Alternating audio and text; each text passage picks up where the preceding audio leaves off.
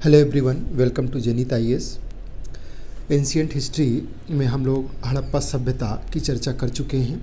हड़प्पा सभ्यता के बारे में आपने जाना कि जो इसका टाइम पीरियड है वो 2500 से लेकर के 1750 ईसा पूर्व में रहा है और एक लंबा समय रहा। ये एक नगरीय सभ्यता थी, इसमें पूरा ग्रिड सिस्टम था। इसका विस्तार आपने देखा कि साउथ और नॉर्थ में विस्तार, ईस्ट और वेस्ट में विस्तार। यहाँ से क्वेश्चन पूछा जाता है, इम्पॉर्टेंट है। अर्थव्यवस्था को के बारे में जाना आपने कि कृषि और व्यापार पर आधारित ये अर्थव्यवस्था थी। मातृदेवी और पशुपति इनकी पूजा होती थी और धर्म के नाम पर यही चीज़ें यहाँ उपलब्ध दिखाई देती हैं।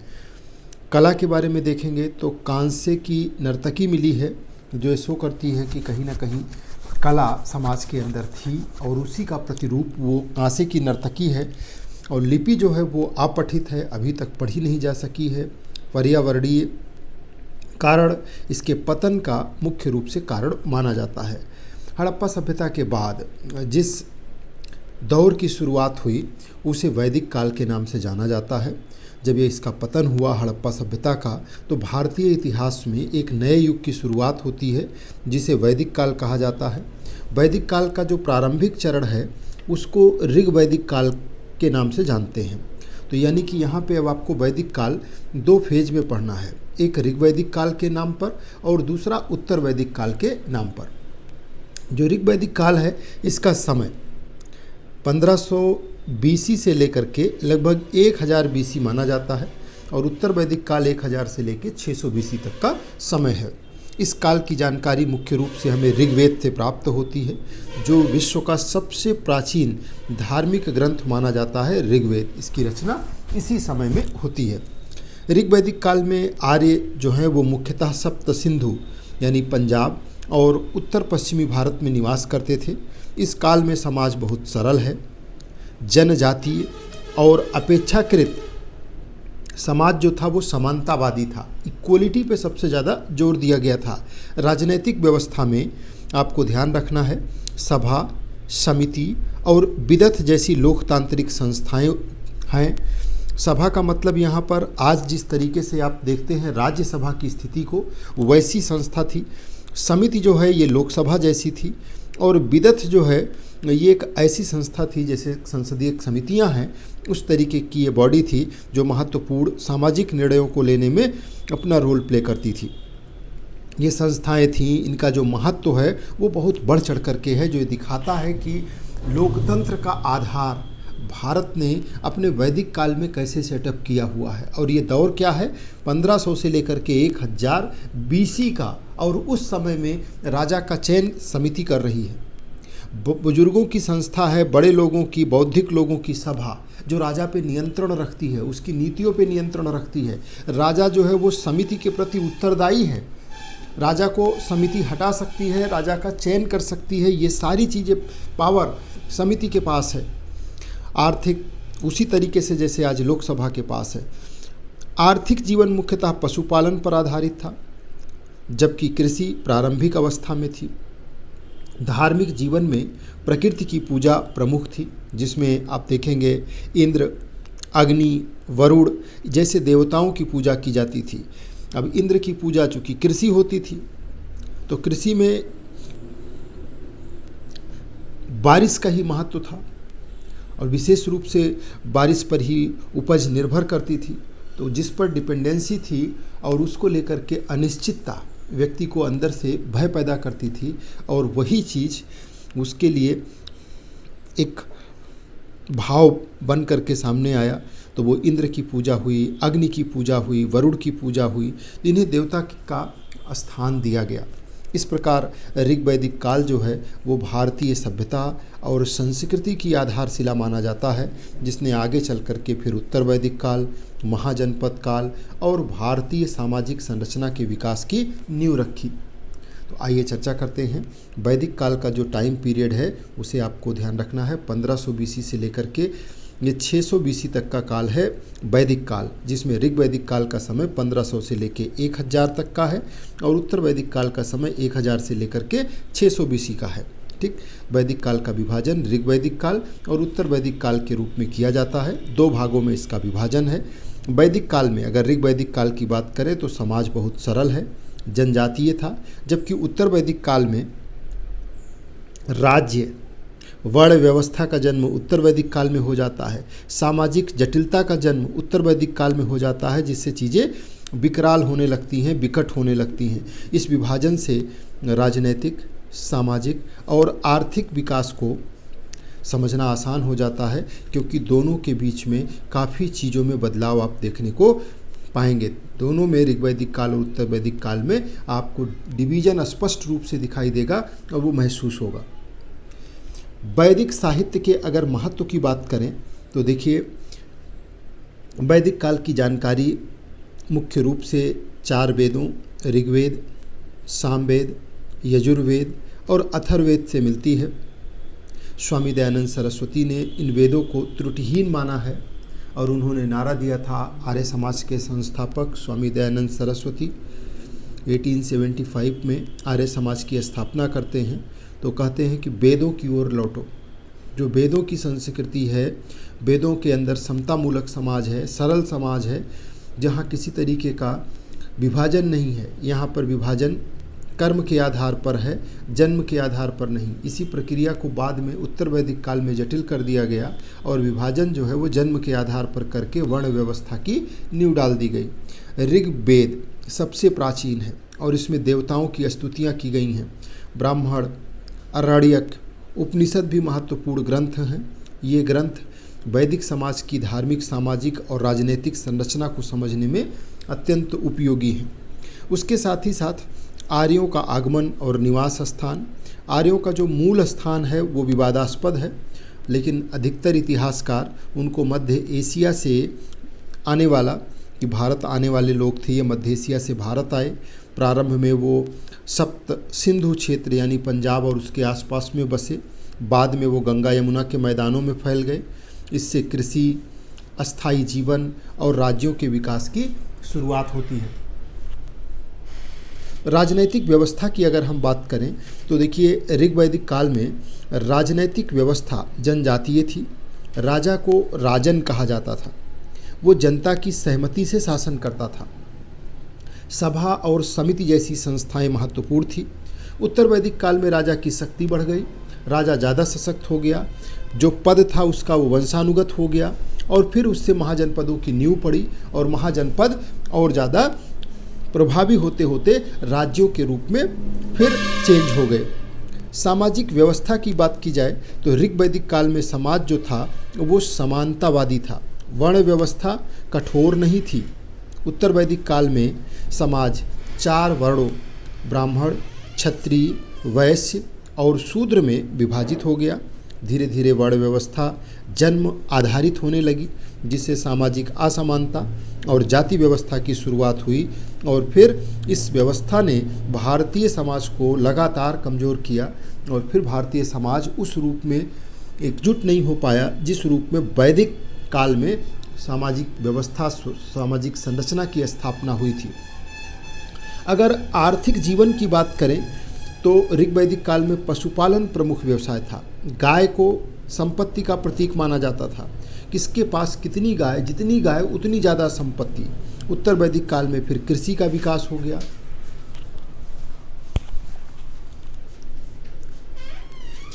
लोहे के उपयोग से खेती में वृद्धि हुई, व्यापार और शिल्प कला भी विकसित हुई। फिर इससे आर्थिक स्थिरता और नगरों के विकास की जो है वो नींव रखी गई।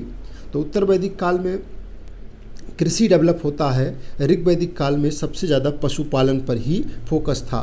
गाय की बात ऋग्वेद में बहुत बार की गई है, तो गाय को प्रमुख संपत्ति माना गया था। धार्मिक जीवन की बात करें तो वैदिक काल में प्रकृति पूजा का महत्व था। इंद्र, अग्नि, वरुण, सूर्य ये प्रमुख देवता थे, यज्ञों का विशेष महत्व था। उत्तर वैदिक काल में ब्राह्मणों का महत्व बढ़ा और जटिल यज्ञ प्रथा विकसित हुई। बाद में उपनिषदों ने कर्मकांड का विरोध करके ज्ञान और आत्मा पर बल दिया, लेकिन जो ऋग वैदिक काल है उसमें विशेष रूप से प्रकृति की पूजा पर समाज फोकस है। महिलाओं की स्थिति की बात करें तो जो ऋग वैदिक काल है इसमें महिलाओं की स्थिति बहुत सम्मानजनक है। वो सभा, समिति और विदत जैसी संस्थाओं का हिस्सा हो सकती हैं। वो शिक्षा प्राप्त करती थीं, सभा में भाग लेती थीं, विवाह की स्वतंत्रता भी थी।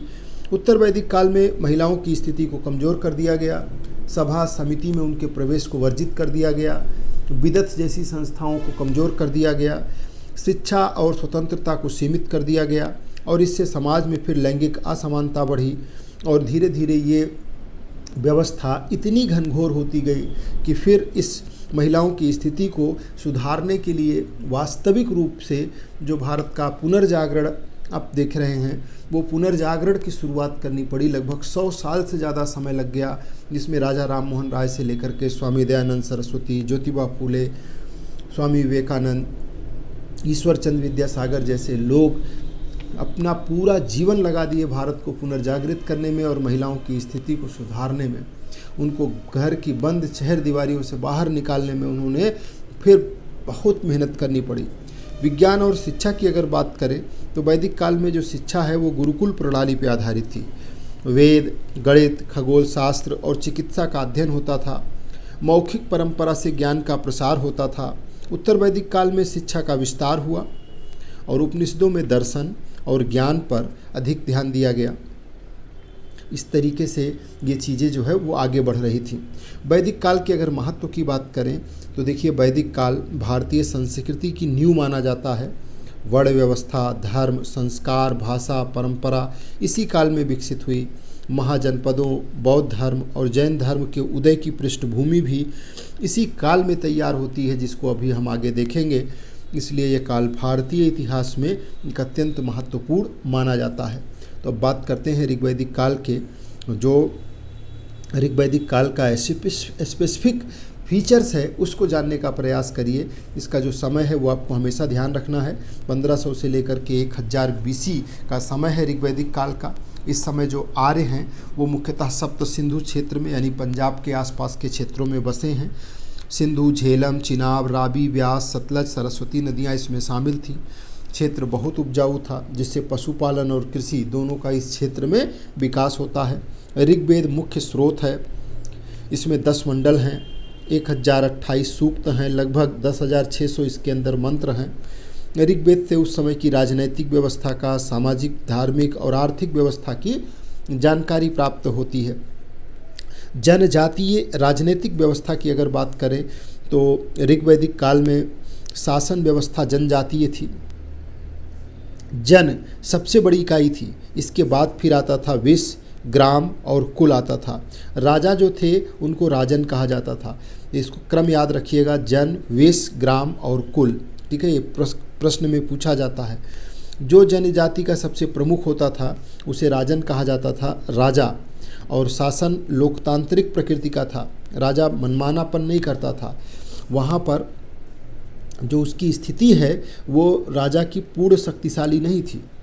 जो इस व्यवस्था की शुरुआत हुई वो इसी तरीके से हुई जैसे कबीले हैं और 2 कबीले आसपास हैं। जो इस व्यवस्था की शुरुआत होती है राजन व्यवस्था की। अब इस कबीले में मान लीजिए 200 लोग हैं और 300 लोग इस कबीले में हैं। ये शिकार पे गए, इनको आज शिकार मिल गया, ये ले करके आए और पूरा ये कुनबा खाया पिया, जो अवशेष बच गया उसको रख लिया। इधर वाले कबीलों को पर्याप्त नहीं मिला तो प्रवृत्ति चोरी की डेवलप हुई। जब सब सो गए तो इधर से आए और इन्होंने इनके भोजन पर, इनके धन यानी कि जैसे धन के रूप में गाय को धन माना जाता था, गाय को चुरा ले गए या और चीज़ों को चुरा ले गए। तो इस प्रवृत्ति से बचने के लिए ये व्यवस्था की गई कि कुछ लोग रात में जगें और वो पूरे कबीले की रक्षा करें। तो ऐसे में एक व्यक्ति अपने साथ 4-6 लोगों को लेके 10 लोगों को लेके रात में जगने लगा।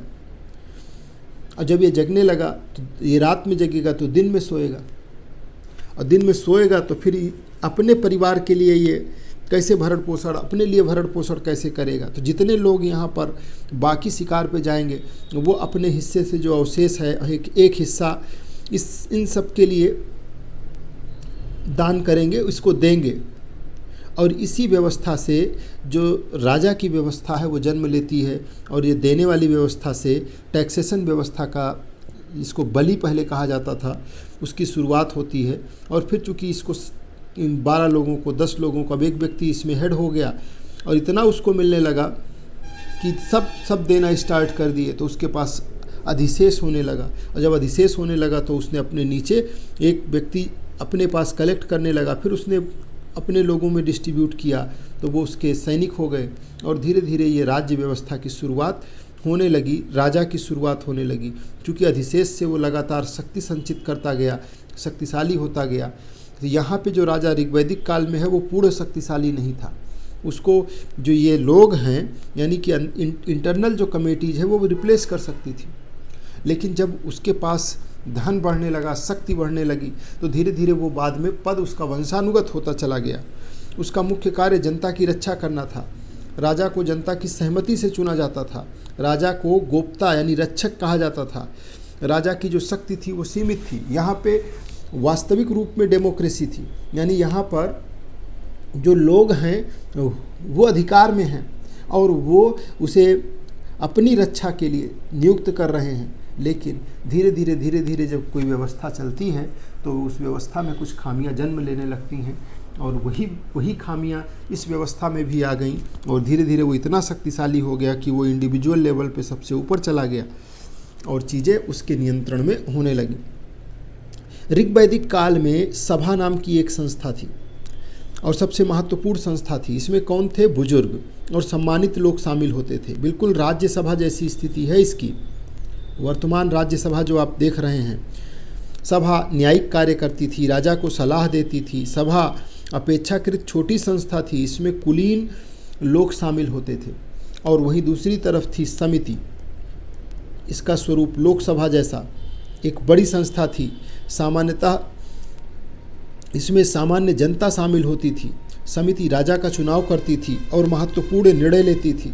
समिति को लोकतांत्रिक संस्था माना जाता था। राजा समिति के प्रति उत्तरदायी होता था, उसको अकाउंटेबल, जैसे आज प्रधानमंत्री लोक और उसकी मंत्रिपरिषद लोकसभा के प्रति उत्तरदायी होते हैं, सेम राजा जो है वो समिति के प्रति उत्तरदायी होता था। और विदथ नाम की भी एक संस्था थी। ऋग्वैदिक काल में ये प्राचीन संस्था मानी जाती है। ये सामाजिक, धार्मिक और सैन्य कार्य करती थी। विदथ में पुरुष महिला दोनों भाग लेते थे। सभा समिति से भी पुरानी संस्था मानी जाती है विदथ। तो ये सब काफ़ी इम्पोर्टेंट ऑर्गेनाइजेशन थे। इनसे रिलेटेड क्वेश्चंस आपसे अक्सर प्रीलिम्स में, मेंस में पूछे जाते हैं, तो खुद को अपने आप को इनसे रेडी रखना है, इस नॉलेज से परिपूर्ण रखना है। पुरोहित की भूमिका की अगर बात किया जाए तो पुरोहित राजा का प्रमुख सलाहकार होता था। वो धार्मिक अनुष्ठान करता था। वशिष्ठ और विश्वामित्र जैसे पुरोहितों का उल्लेख मिलता है। पुरोहित का राजनीति में भी प्रभाव होता था, क्योंकि वो जब सलाहकार है तो उस तरीके से राजा को भी सलाह देता था। सेनानी, ये सेना का प्रमुख होता था। युद्ध के समय सेना का नेतृत्व करता था। ऋग्वैदिक काल में अक्सर पशुओं, युद्ध जो था वो अक्सर पशुओं और भूमि के लिए होते थे। किसने कौन सी भूमि जोत लिया है, कौन सी भूमि पर वो ज़्यादा कंफर्टेबल है, दूसरा उस पर आना चाहता है, तो उसको लेकर के। बाकी गो धन यानी कि जो पशु थे, गाय वगैरह, इनकी चोरियों को लेकर के या उन पर अपना नियंत्रण बनाने को लेकर के इस तरीके के टकराव देखने को मिलते हैं। ग्रामणी एक गांव का प्रमुख होता था। वो प्रशासन और सुरक्षा का काम करता था। तो पूछा जाता है ग्रामणी कौन था, तो ये गांव का प्रमुख था। ठीक है, स्थानीय स्तर पे एक महत्वपूर्ण अधिकारी था। सामाजिक व्यवस्था की अगर बात करें तो ऋग्वैदिक समाज समतावादी था। उस समय समानता का सिद्धांत लागू था और वर्ण व्यवस्था कठोर नहीं थी। ब्राह्मण, क्षत्रिय और वैश्य का उल्लेख मिलता है। शूद्र का उल्लेख बाद में मिलता है। इस समय में शुरुआत में ब्राह्मण, क्षत्रिय और वैश्य का ही उल्लेख मिलता है। शूद्र जैसी व्यवस्था को बाद में शुरू किया गया। परिवार व्यवस्था, परिवार जो था वो पितृसत्तात्मक था। परिवार का जो मुखिया था गृहपति होता था। संयुक्त परिवार प्रचलित थे। महिलाओं की स्थिति ऋग्वैदिक काल में शिक्षा और सम्मान प्राप्त था। धार्मिक कार्यों में भाग लेती थीं। नाम याद रखिएगा, लोपामुद्रा, घोषा, पाला जैसी विदुषी महिलाओं का उल्लेख मिलता है। ये सब ऋग्वैदिक काल की हैं। विवाह प्रचलित थे। एक पत्नी प्रथा प्रचलित थी। बाल विवाह नहीं था। विधवा विवाह की अनुमति थी ऋग्वैदिक काल में। और जैसे जैसे ये व्यवस्था आगे बढ़ती है उत्तर वैदिक काल की तरफ, सभा, समिति जैसी संस्थाओं को कमज़ोर किया जाता है। विदत जैसी पुरानी संस्था को समाप्त कर दिया जाता है, महिलाओं का प्रवेश वर्जित कर दिया जाता है, महिलाओं की स्थिति यानी शिक्षा से वंचित किया जाता है, सम्मान में असमानता की स्थिति पैदा की जाती है, धार्मिक कार्यों में हिस्सेदारी कम कर दी जाती है, और फिर बाल विवाह की आगे देखेंगे शुरुआत, विधवा विवाह की जो अनुमति है उसको भी रोक दिया जाता है। आर्थिक जीवन जो है वो पशुपालन प्रमुख था। ऋग्वैदिक काल में गाय धन का प्रतीक थी और कृषि भी की जाती थी। कृषि व्यवस्था में जौ और गेहूं की खेती होती थी, लकड़ी के हल का प्रयोग किया जाता था। धार्मिक जीवन की अगर बात करें तो इसमें इंद्र हैं, अग्नि हैं, वरुण हैं, सूर्य हैं, ये प्रमुख देवता हैं। यज्ञों का महत्व था और इनकी सबकी पूजा होती थी।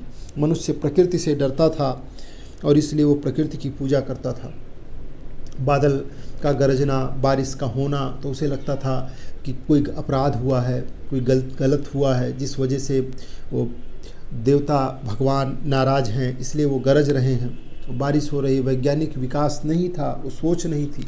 जैसे जैसे लोगों को उसके फिनोमिना के बारे में, नेचुरल कॉन्सेप्ट के बारे में पता चला कि नेचर का ही अपना कॉन्सेप्ट है, तो वैसे वैसे देखिए जो पूजा का स्वरूप है वो धीरे धीरे बदलता चला जाएगा आगे। युद्ध प्रणाली की अगर बात करें तो युद्ध जो है वो गायों के लिए, भूमि के लिए होते थे। घोड़े और रथ का उपयोग होता है, ठीक है। हड़प्पा सभ्यता में आप देखेंगे घोड़े ना के बराबर हैं, और ऋग्वैदिक काल में घोड़े और रथ का प्रयोग बढ़ चढ़ करके होगा। धातुओं का के उपयोग की बात करें तो तांबा और कांसे का उपयोग होता है। अभी लोहे की जानकारी नहीं है, ठीक है, लोहे का उपयोग नहीं होगा। लोहा जो है 6ठी शताब्दी BC से मिलना प्रारंभ हुआ है, और जब लोहा मिला तो फिर ये जो जंगल है गंगा यमुना बेल्ट के, इनकी सफाई तेज़ी से होगी और लोगों का विस्तार पूर्व की तरफ बढ़ेगा। तो ऋग्वैदिक काल के महत्व की अगर हम बात करें तो ऋग्वैदिक काल भारतीय संस्कृति की नींव है। आगे चल कर के उत्तर वैदिक काल की नींव भी इसी जो आधार पर, इसी बेस पर पड़ी। चीज़ें जटिल हो जाएंगी, कुछ कॉम्प्लेक्स हो जाएंगी। और एक बात याद रखिएगा जिसे आप अपने मन में भी रखेंगे, लिखेंगे भी, कि कोई भी व्यवस्था कितनी भी अच्छी क्यों ना हो, कोई भी संस्कार, कोई भी परंपरा कितनी भी अच्छी क्यों ना हो, अगर वो लंबे समय तक एग्जिस्ट करती है, लंबे समय तक बनी रहती है, तो उसमें कुछ न कुछ खामियां, कुछ न कुछ बुराइयां, कुछ न कुछ रिजिडिटी प्रवेश कर जाती हैं, जिससे जो उसका मूल स्वरूप है वो प्रभावित हो जाता है, जो उसके मूल स्वरूप में चेंजेज आ जाते हैं। तो यही जो है ऋग्वैदिक काल से उत्तर वैदिक काल में देखने को मिलता है। ऋग्वैदिक काल से उत्तर वैदिक काल में जाने पर इस तरह का परिवर्तन आ जाता है। तो ऋग्वैदिक काल भारतीय इतिहास का प्रारंभिक वैदिक चरण था, जिसमें समाज सरल है, जनजातीय है, अपेक्षाकृत समानतावादी है, ठीक। इस काल में राजनीतिक व्यवस्था लोकतांत्रिक स्वरूप की थी, जिसमें सभा, समिति और विदत जैसी संस्थाएं महत्वपूर्ण भूमिका निभाती थीं। आर्थिक जीवन मुख्यतः पशुपालन पर आधारित था, जबकि कृषि का धीरे धीरे विकास हो रहा था। शुरुआत में पशुपालन पर बहुत ज़्यादा फोकस था। पशुपालन जीवन का, यानी कि जीवित रहने का, भोजन का मुख्य आधार था। कृषि को डेवलप किया जा रहा है। धार्मिक जीवन में जो आप देखा कि प्रकृति पूजा थी, इंद्र, अग्नि, वरुण जैसे देवताओं की आराधना की जाती थी। महिलाओं की स्थिति सम्मानजनक थी। सामाजिक जीवन अपेक्षाकृत उदार है, और उसके साथ साथ इस काल में सामाजिक, राजनैतिक और धार्मिक व्यवस्थाओं की जो नींव पड़ी वही आगे चल कर के उत्तर वैदिक काल में विकसित हो रही है। तो इस प्रकार से आप ये कह सकते हैं कि ऋग्वैदिक काल भारतीय संस्कृति, सामाजिक संरचना और राजनैतिक संस्थाओं की एक आधारशिला साबित हुआ, जिसने आगे के भारतीय इतिहास को गहराई से प्रभावित किया है। इसकी चर्चा हम लोग अब आगे उत्तर वैदिक काल की करेंगे। नेक्स्ट क्लास में हम लोग देखेंगे कि ऋग्वैदिक काल से एग्जामिनर्स ने अलग अलग सिविल सर्विसेज के पेपर्स में, अलग अलग ईयर्स में किस किस तरीके के क्वेश्चंस को पूछा है, और उनका आंसर आपके साथ में डिस्कस किया जाएगा।